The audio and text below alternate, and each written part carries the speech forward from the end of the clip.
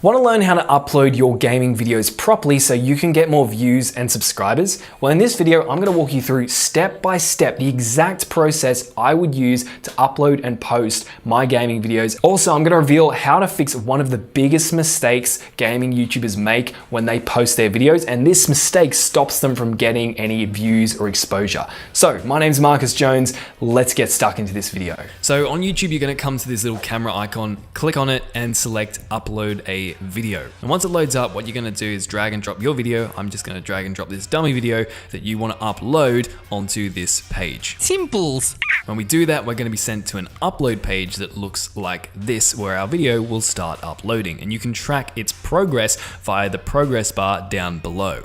So once our video has been uploaded and processed, we'll be able to customize all the data and make our video look the way we want it. So we're going to optimize it fully so it has the best chance of getting as many views as possible. But before we do anything, we need to actually think about some strategy, because the way you proceed from here actually depends significantly on the style of video you're uploading. Now, I'm oversimplifying a little bit here, but broadly speaking, there are two main ways your video will get views. Firstly, your video will get views through the YouTube algorithm recommending it. Videos that get the majority of their views through the YouTube algorithm recommending them don't necessarily need to worry that much about keywords and SEO. Rather, they need to focus on just getting as many people to click. For example, this is the most popular gaming video on MrBeast Gaming. Now, before MrBeast created this video, obviously no one was typing "whatever you build, I'll pay for" into the YouTube search bar. Also, when you look at this video, right off the bat, you'll notice that there are no keywords like Minecraft or challenge in the video title. But while the video title and thumbnail combo and description, if you investigate it, are terrible from an SEO perspective, the video itself is very enticing to click on from a human perspective. So in other words, this is the type of video that's probably not going to be getting the majority of its views from YouTube search, and so keywords actually aren't that important for it. Rather, optimizing for humans is, and you can see that this video has done that and has done very well with 82 million views. Because the YouTube algorithm is pretty smart. Even if you don't have the word Minecraft in your metadata, it's still going to be able to figure out that you've got a Minecraft video. And it's also probably going to do a pretty good job at figuring out what type of Minecraft video yours is. And so if you can just optimize your video for people and get a high percentage of people to click on and watch your video, that's going to send positive signals to the YouTube algorithm. It's going to promote it to more people, and the cycle will continue. On the other hand, there's a second type of video that gets the majority of its views through search. Often these types of videos are catered towards viewers who know exactly what type of video they want to watch,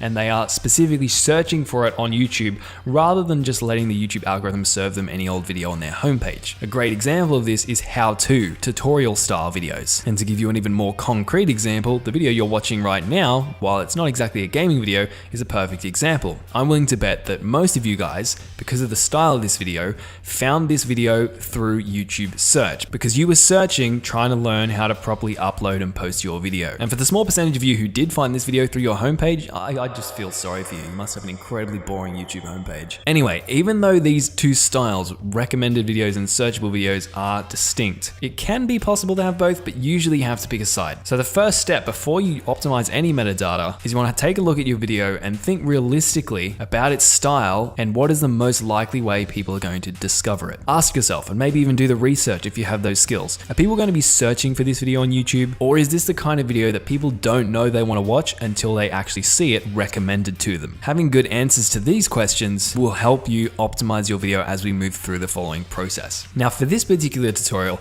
let's pretend we've done some brainstorming and some research, and we expect to get the majority of our views from YouTube search. And so we're going to pay a decent amount of our attention to keywords. So the first step in optimizing our video is to work on our title. We need to title our video in a way that viewers actually read it and know what our video is about. But because this is a searchable video, titles are also really important for SEO, and including keywords in our title will help our video rank higher in search for the search terms we're trying to rank for. So if there's a particular keyword phrase that you expect the majority of people are going to be typing into YouTube when they're looking for your video, you want to include that in your title. Moving on, our description. Now, the description is actually really important, because it's not just for describing your videos, although it is quite helpful in that respect, but your description does a similar thing to your title. YouTube actually scrapes your description for keywords, just like the title. So when you're describing your video here, if you're trying to show up in YouTube search, you want to try and include the keyword phrase that you're actually trying to show up and rank for.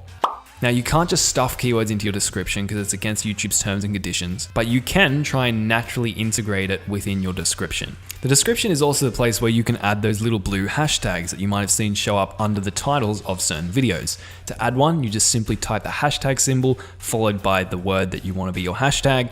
And when you publish the video, that hashtag will show up underneath your video title. Finally, the description is also a place where you can add chapters, which you may have seen other creators use to break up and segment their videos kind of like this. To add chapters, what you want to do is type timestamps in your video followed by the corresponding title of each chapter. And when you publish your video, YouTube will take the play bar and segment it out into the chapters that you've selected. Now let's go a bit down further to our thumbnail. So here we can add a custom thumbnail. We just click on this button, it'll open up a box and we can select an image like this. So now you can see that I have my dummy custom thumbnail added, and this thumbnail is going to be the main thing that's going to show up on YouTube when people see my video listed there. If we go down a little bit further, we also have playlists. If you've created playlists for your channel, you can click on this button, a list of your playlists will show up, and you can add your video to the most relevant playlist for you. However, in this particular example, this channel doesn't have any playlists, so when I click on this, the list is going to show up blank. The next important thing we have to look at is copper. It's important that you select the correct option here because it's going to significantly impact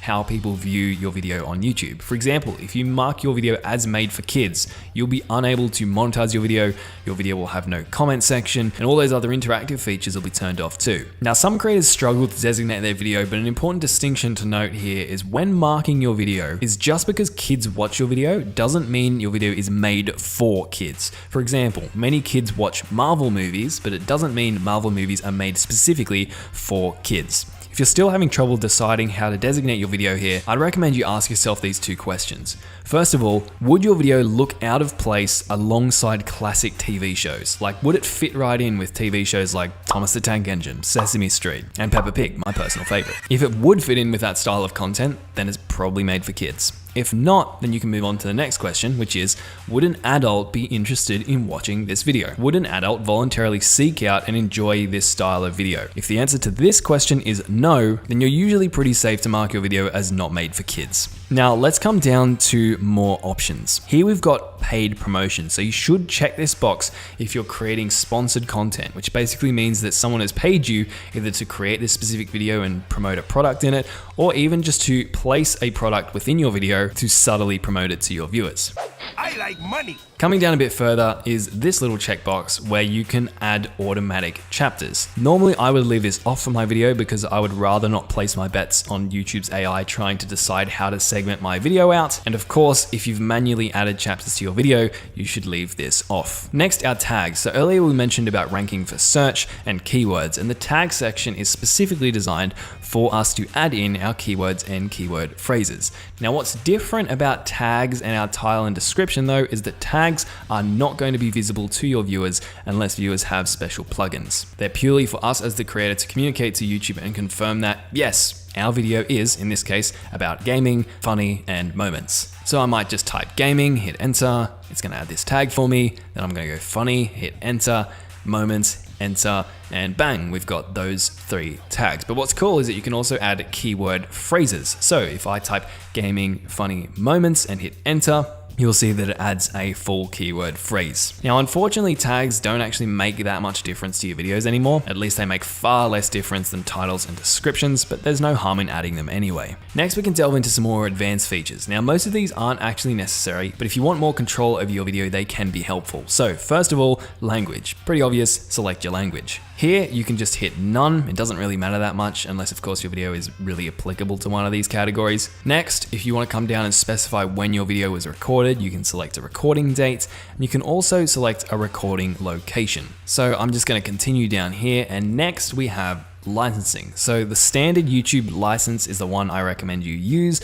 The other one is a Creative Commons license. So basically in Creative Commons, you say that nothing in your video is copyrighted, that you own everything, and that you'll be happy for other people to reuse your content within their videos as long as they attribute or credit you. That's what you'll be allowing people to do if you use the Creative Commons attribution, or this is often referred to Creative Commons 3. Next, you can choose to allow embedding, and when you check this, it's going to allow people to embed your video on websites. So if you've ever been to a website and you've seen they've got a video on that website, and you've clicked on it and you've noticed that the player looks awfully familiar, like it was completely ripped off from YouTube. It's probably because it was ripped off from YouTube because it was an embedded YouTube video. And I'd recommend that you allow this, because if someone's going to embed your video on their site, then it's basically free marketing for you. Here we have the publish to subscriptions, feed and notify subscribers option. You always want to leave this one on, because basically it means that when your video goes live, if there are anyone subscribed to your channel who have notifications on, they're going to be notified and it will show up in their subscriptions feeds. Also, there's this section called short sampling. Basically, this is going to be an option that will allow people to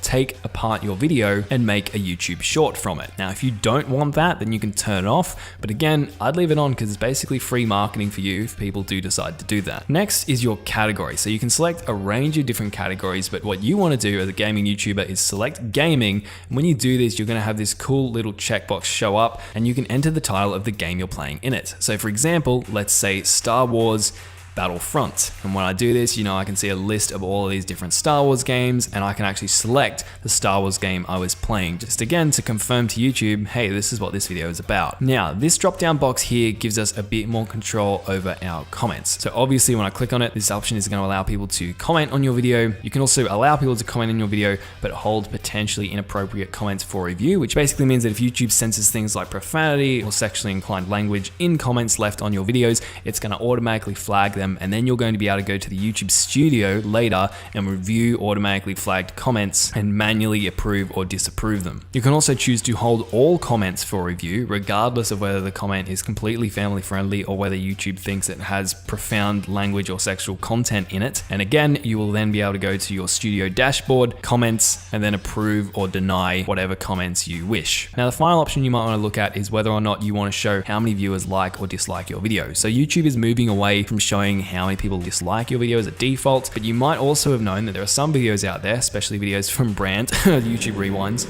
that get a lot of dislikes. And so the creators of those videos often will uncheck this, which means people won't be able to see how many likes your video has actually gotten. It'll just show like and dislike, kind of like this. So once you've set all the settings here, you can come down to this next button and hit next to go to the next page. Now, in this next step, you can choose to add subtitles. I almost never do this, but if you want to do it, go for it. You can also choose to add an end screen, which are those clickable tiles that show up at the end of a video, and you can click on them to go to other videos, to go to websites, or to subscribe to that creator's channel. So for example, if you click here, hit the add button, you'll be able to add a subscribe button, or a video or multiple videos if you want to. So once you select your end screens, you can click and drag them around into a custom position if you like. You can hit save on that guy and move on to the cards section. This is where you can add those little annotation things that pop up on the top right hand side of videos that viewers can click on during your videos. Now in this case, I'm actually not going to add any cards because, to be honest, often you don't really want to add cards to videos because you want to try and get people to watch your video in its entirety without clicking off. So once you've done that, you can come down and hit next to go to the next page. You now have checks. This is where YouTube will ding you if there are any copyright issues or content ID claims in your video. And here you can see on this particular dummy video, YouTube has picked up that I'm using a copyrighted song in my video and it's hit me with a little claim. If I click on see details here, it's going to tell me, hey, we've noticed that you're using this Protectors of Earth song during this little portion of your video. Now, getting a content ID strike like this isn't the end of the world. It sounds intimidating, but I can leave this video with this song in it just like it is and publish it. And in the majority of circumstances, all YouTube's going to do is play ads on that video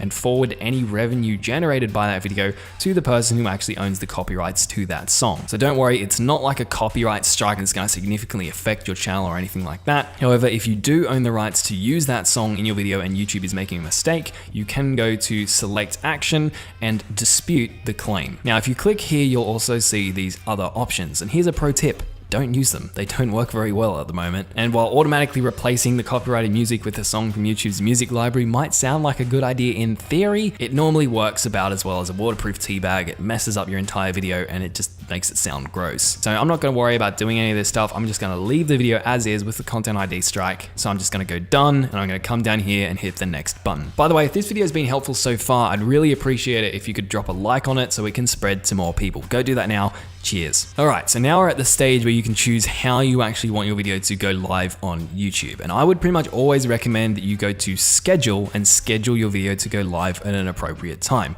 And it's best to do this because, firstly, if you can choose when when you want your video to go live, you can set it to go live at a specific time that you think the majority of your viewers will be most likely to be online. And secondly, if you schedule your video to go live at least a few hours into the future after you've uploaded it, this will give YouTube extra time to process your video in the back end. So basically when you post it to viewers, it's going to look higher quality. Now you might notice there's also a premiere option, which sounds all fancy smancy, and basically if you check this box, your video is going to go live on your channel, but people won't actually be able to watch it until the time you set. If people do click on it, they're just going to see a countdown timer that's going to show them when the video is actually going to go live. Also, when the video does go live for the first time, the premiere feature will mean that people will be able to see and interact with a little live stream chat as they all watch the video live together for the first time. Now that all sounds really exciting, doesn't it? But the premiere feature is kind of overused right now, so it sounds special, but unless you're like a larger creator or you're posting a very special video that people have been waiting for and you're trying to throw fuel on the hype fire, I'd probably recommend just scheduling your videos as regular videos. That way, if you do have a particular special video that you want to put out down the track, you can use a premiere feature, and by then hopefully you've accumulated an audience, and by premiering it, it's going to stand out from the rest of your videos and make more of an impact. So from here, you can just click schedule.